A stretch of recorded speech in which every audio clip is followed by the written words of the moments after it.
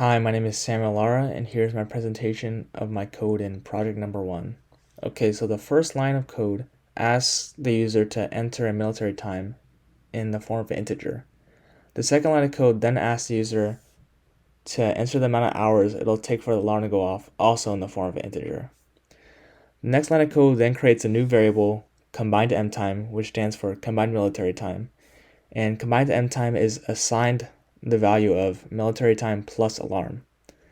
So in order to keep military time in a 24-hour cycle, we create a new variable, final M time, which is assigned the value of the modulo of combined M time by 24.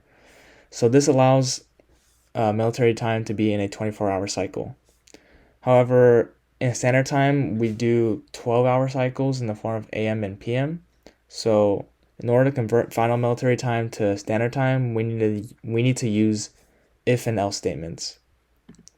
So the first if statement occurs if final M time is greater than 12, and this assigns standard time the value of final M time minus 12.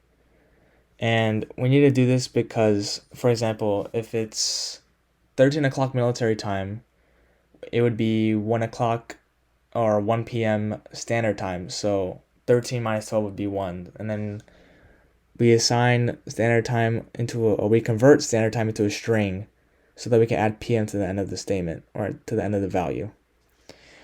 The next else if statement is final M time is equal to 12. This assigns standard time to final M time, and we once again convert standard time into a string so that we can add PM to the end of the statement or value.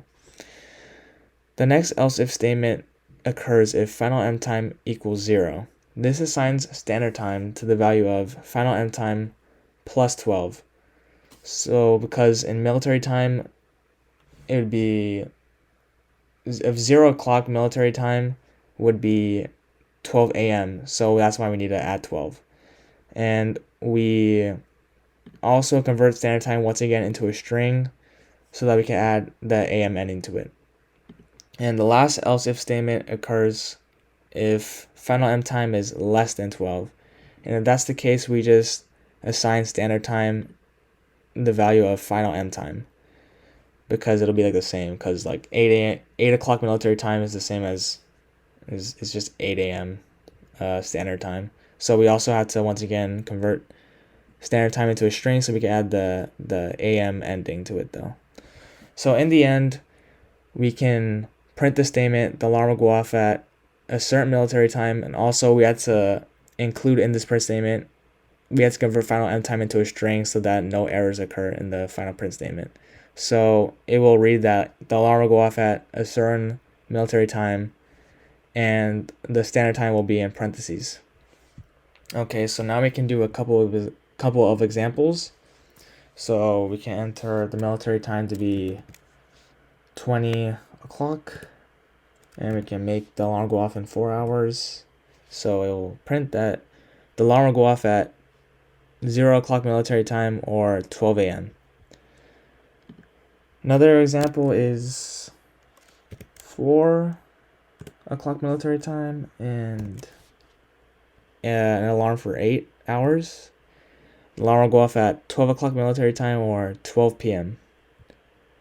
Next example is 5 o'clock military time and the alarm will go off in 9 hours.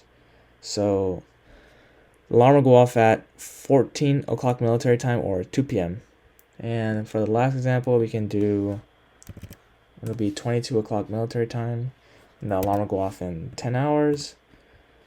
So the alarm will go off at 8 o'clock military time or 8 a.m. So that is my presentation for my code in project number 1.